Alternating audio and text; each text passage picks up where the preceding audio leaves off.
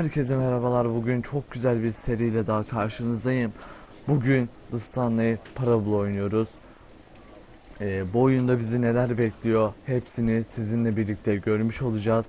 O zaman vakit kaybetmeden başlayalım.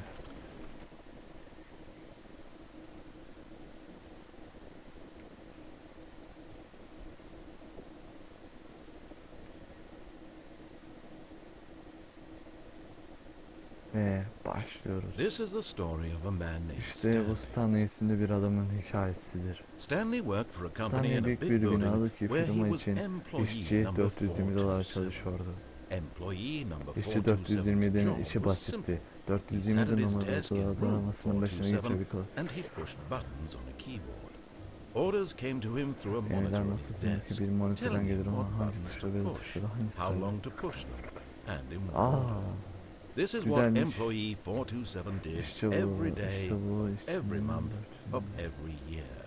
And although others might have considered it soul-eating, Stanley relished every moment that the orders came in, as though he had been made exactly for this job. And Stanley was happy. Mutluydu. And then one day, Ve sonra bir gün oldukça garip bir şey oldu. Ne oldu? something that would forever Stanley change sonsuza dek Stanley. değiştirecek bir Something şey. he would never quite Asla forget. unutamayacağı bir şey. He had been at his desk for nearly Monitörün an önünü hour takip when etmesi he gereken realized hiçbir that komut not olmadığını one fark ettiğinde single yaklaşık bir order saattir had arrived on the monitor başında for him to follow. No one had showed up to give him instructions, Bana yapacağı call a şey meeting, toplantıya or çağırmak, even hatta say merhaba demek için hi. ilgilenmemişti. Never in Bu all firmada his years at çalıştığı the yıllar company boyunca hiç had böyle bir this soyutlanma habit yaşamadı. happen. This complete Yapacağı isolation. şey söyleme Something was toplantıya. very clearly wrong. Dersi de orada Shocked, gerçekten çok frozen kalmıştan kalmış solid, bir şekilde Stanley found himself unable to move for the longest time. But as he came to his wits and regained his aklına senses, başlanıyor. he got up from his desk and stepped out of his office. Dışarı çıktı. Nereye gitmiş olabilir ki? Başladık değil mi? Evet. Hadi bakalım. Hepimize şimdiden hayırlı olsun. Buralar açılıyor mu? Burası. All of his co-workers were gone. Tüm iş arkadaşı gitmişti. Bu ne anlamda Stanley gelebilir decided ki? to go to the meeting room. Stanley toplantı Perhaps he had odasına simply gitmeye missed a karar memo. verdi. Belki sadece bırakılmış bir notu gözden kaçırmıştı. Bunlar falan mı acaba alabiliyoruz?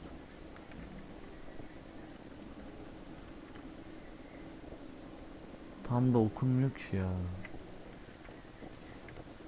No matter how hard Stanley looked, Sen he ne couldn't kadar find a ararsan iş trace of his arkadaşını hiçbir co-workers. yerde bulamıyordu. Bunları kapatacağız mı? Aynen. Açık var mı? Tamam. Burası açılıyor mu? Abi niye açılmıyor ya? Bunu da kapatalım. Başka bunu da kapatalım. Burası. Stanley went around touching Sen every ofiste little gerçek thing in the kurcalayarak office, etrafa but it didn't baktan make a hiçbir şey single difference, nor değiştirmedi. did it Burada advance the hikaye story in any ilerlemeye way. de faydası olmadı. Neyse. Bir gidelim hayırlısıyla.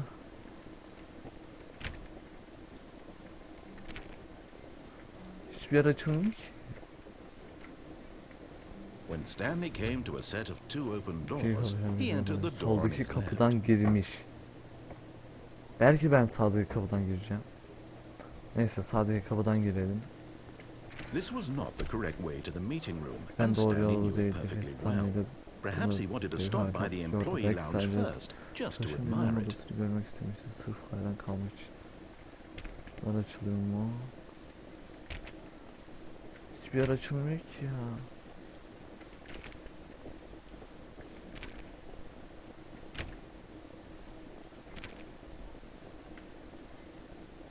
Wow.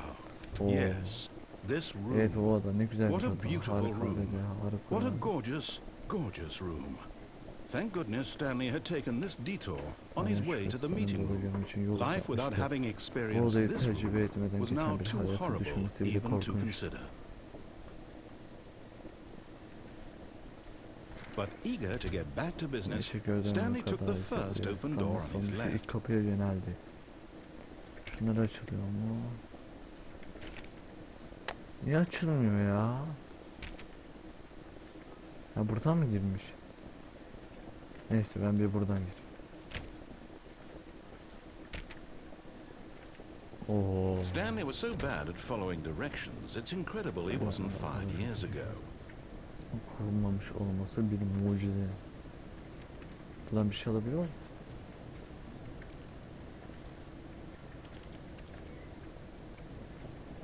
Buradan mı gideceğiz? Vay.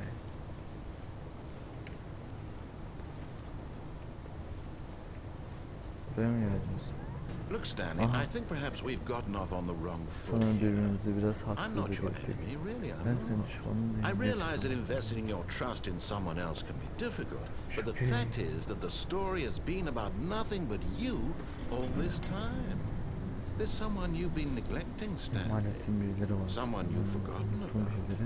Please, stop trying to make every decision by yourself. Now, I'm not asking for me. Şimdi kendim için sormuyorum, onun için soruyorum. Durduk. Ya buradan devam edeceğiz yani. This is it, Stanley. Your chance to redeem yourself. İşte bir kenarda to put your work aside. To let her back into your life.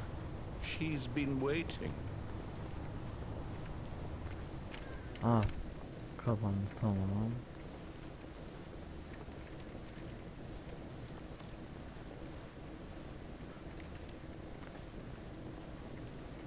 Abi çok karanlık. Gireyim mi girmeyeyim mi? Ya bir şey olursa. Hadi bismillah. Ona. That's her, Stanley. Tövbe. You need to be the one to Bunu do yapan this. kişinin sen To olması reach için out to her. onun kişinin If you can açtık. Oh, Stanley, is that you? Hold on, sweetie. Sorry to keep you waiting. I'm just Sen misin? pouring Biraz the bread bekle out of the tatlım, oven. bekletem için istiyorum. Ekmeği fırından çıkarıyorum. Pekala, tamam, şimdi oldu. Okay, there we go. Pekala, şimdi. All right, now I want you to come in and tell Gelip me bana all işini about your söyleyeceğim. Oha, tövbe. Gotcha. Kandırdım. Oh, come on. Did you Herhalde actually think you gerçekten had a seni sana loving bir wife? karının olduğunu They mu want to commit their sandın? life to you. I'm trying to make a point here, Stanley. I'm trying to get you to see something.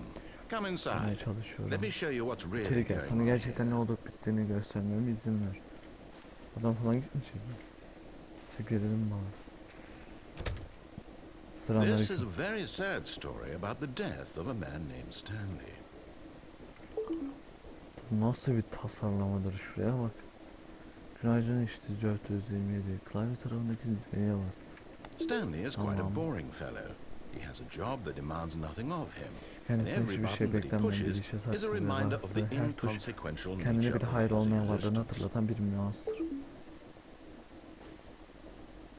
Look at him there, pushing buttons, doing Şuna bakın exactly işte what he's tuşlara told to basıyor. do. Aynen kendinden Now sonra he's yapıyor. pushing a button.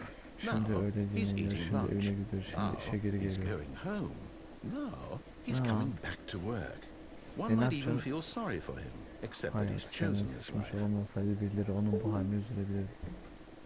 But in his mind, Ama onun aklında, in his mind kendi he can go aklında on çok fantastik fantastic maceralarda adventures. gidebiliyor. From behind his desk, Stanley Aşağı. dreamed of wild expeditions into the unknown, fantastic discoveries of new lands. It was wonderful. And each day that he Ve her returned gün to bunların work aslında was a hiçbir şekilde reminder genç that none olduğunu of it would hatırlar, ever işine happen geri to dönüyor. him. Televizyonu izlemek için X'e bastı. And so he began to televizyon fantasize nerede? about his own job. First, he imagined that Valla one day hızlı while at kurmuyor. work, Önce bir he gün stepped up from işteyken his desk to masanın başına realize that kalktı ve all tüm of his ilk co-workers, his arkadaşlarının boss, patronu, everyone in the building yanındaki had herkesin suddenly yerine bakıp da vanished içine girmiş off the gibi face ortadan of the kaybolduğunu earth. fark etti. The thought Bu düşünce onu excited dehşetli him bir şekilde terribly. heyecanlandırdı. So he went further. He O yüzden imagined that he işin came peşine to two bakmadı. Her open ikisinden doors geçebileceği and iki that he kapıdan could go ibaret through değil. either. Yol ayrımına At last, geldiğini hayal etti. choice. Sonunda seçim. It barely even mattered what lay Kapıdan behind ardından each yüzlerin door. olduğunu pek bir The mere önemi yoktu. thought that his Kendi decisions seçimleri would mean birilerinin something olması was almost too wonderful to behold. harikaydı. Oo, ne tuşa basıyoruz be. As he wandered through this fantasy world, Abi he began to fill it with many possible paths and destinations. Down one path lay an enormous round room with monitors and mind controls. And down another was a yellow line that weaved in many Sizler ve directions. başka bir yolda And down birlikte another was a duralım. game with Ve a ona şöyle bir baby. isim And verdim. he called it Ne the vermişiz? Stanley Parable. The Stanley Parable.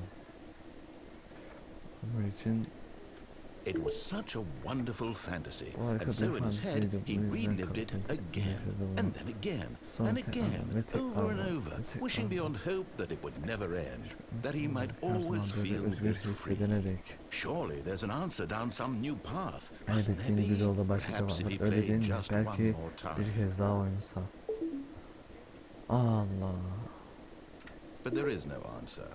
How could Ah. there possibly be? In reality, Kırım all he's gitti. doing is pushing the Ah. same buttons he always Ah. has. Nothing has changed.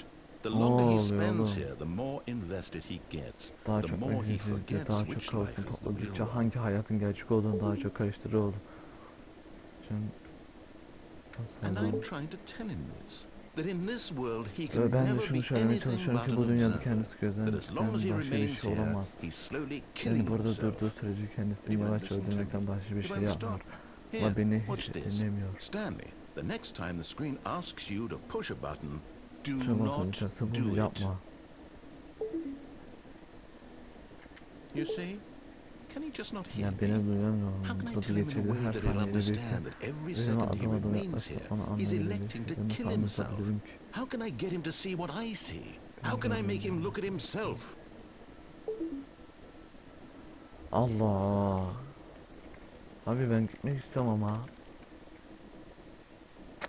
I Basalım suppose bana. I can't, not in the way I Sanırım want him yapamam. to. En azından But I don't make istediğim the şekilde rules. olmaz. I simply play to my intended purpose, the same as Stanley.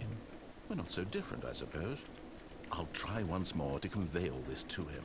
I'm compelled to. I must. Perhaps, well, maybe this time Belki he'll de see. belki bu defa Maybe gözden this açar, time. belki bu defa. And I tried again. What? And Stanley pushed a button. Denedim. And I tried Stanley bir again. tuşa bastı. And Ve Stanley tekrar pushed a denedim. button. Stanley bir tuşa bastı. Ve tekrar denedim ve Stanley tuşa bastı. Lan. Ah. Ne oldu?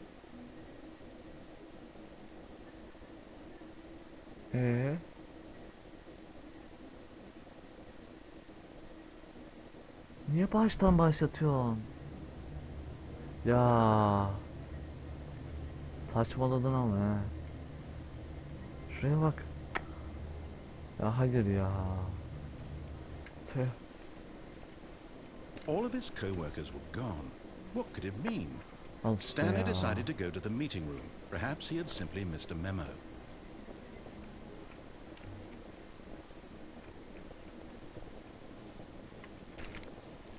Bir daha kapıları açmayı deneyelim de belki açılır falan.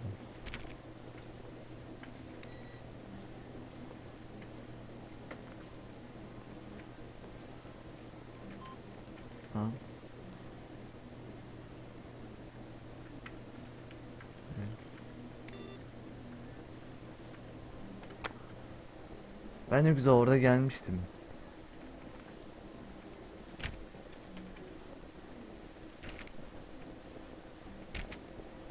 When Stanley came to a set of two open doors, he entered the door on his left.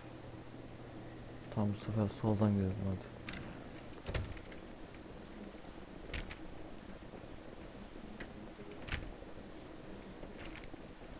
Niye açılmıyorlar? Yet there was not a single person here either.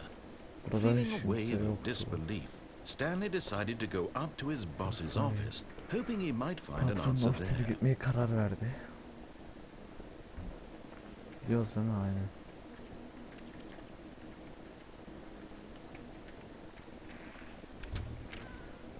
Çok.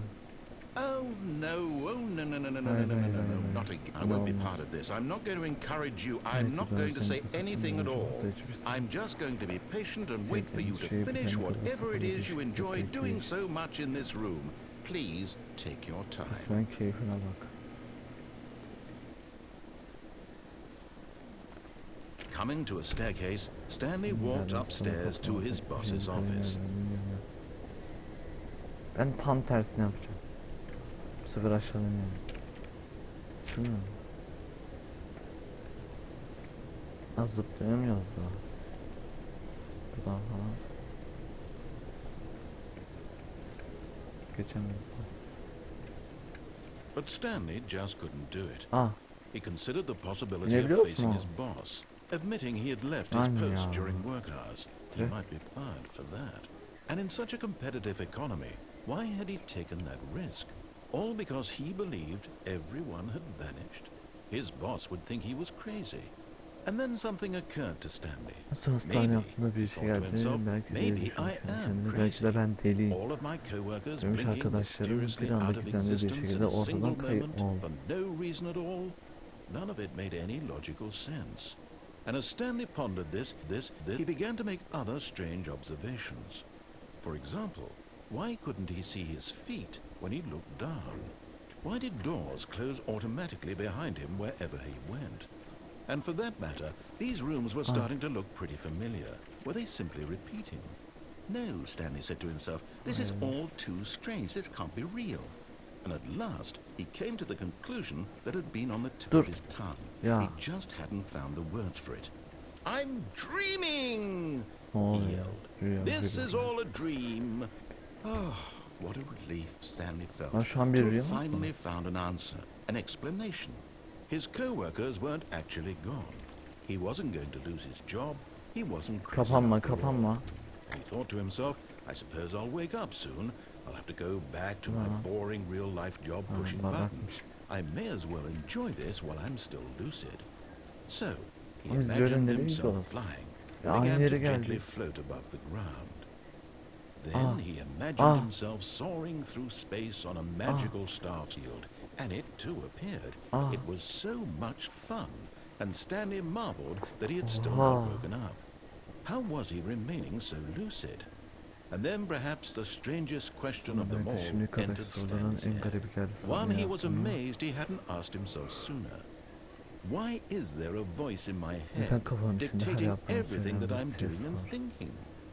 Now the voice was describing itself being considered by Stanley, who found it particularly strange.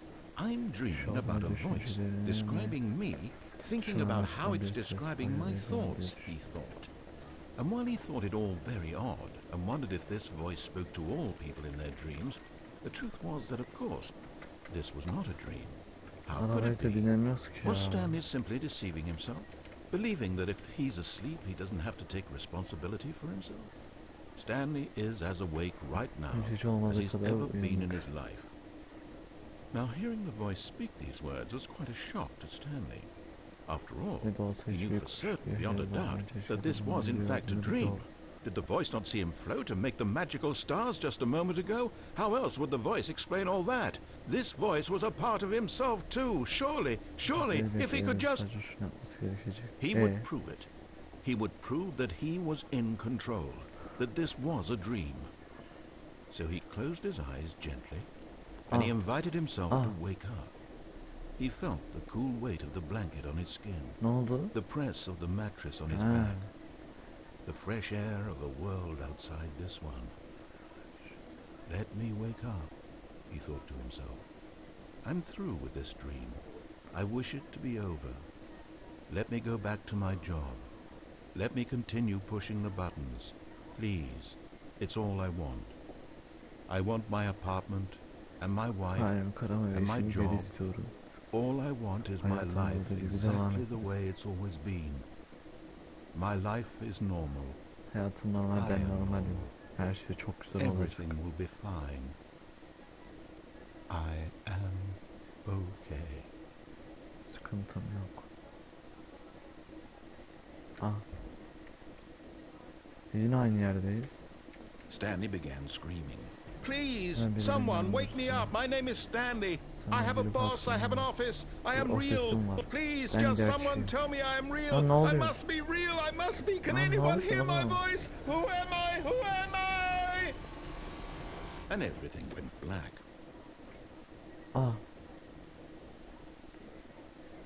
Bak bu sefer yine baştan This is the başlamayalım. story of a woman named Mariella. Yani isimli bir kadının hikayesidir. Mariella woke up on a day like any other. She arose, got dressed, gathered her belongings, and walked to her place of work. But on this particular day, her walk was interrupted by the body of a man who had stumbled through town talking and screaming to himself, and then collapsed dead on the sidewalk.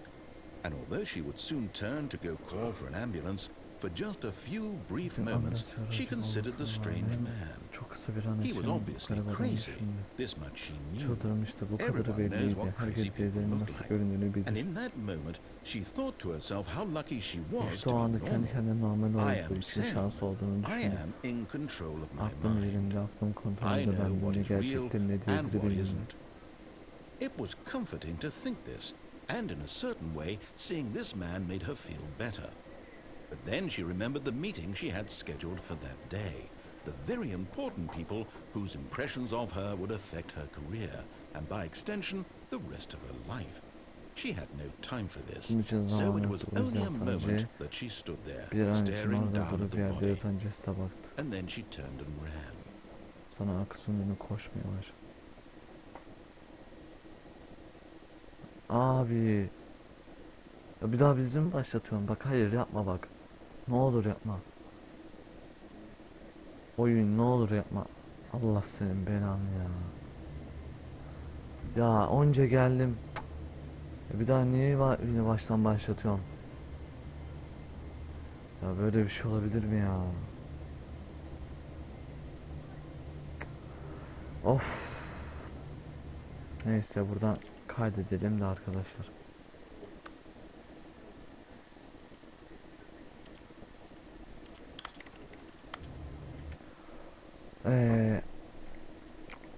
Sinirlendim ya. Daha bizi baştan başlattı.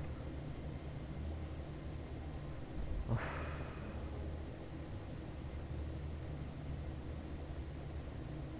Neyse. Umarım videoyu beğenmişsinizdir. Bu tarz videoların devamının gelmesini istiyorsanız kanalıma abone olup bildirimleri açmayı unutmayın. İzlediğiniz için çok teşekkür ederim.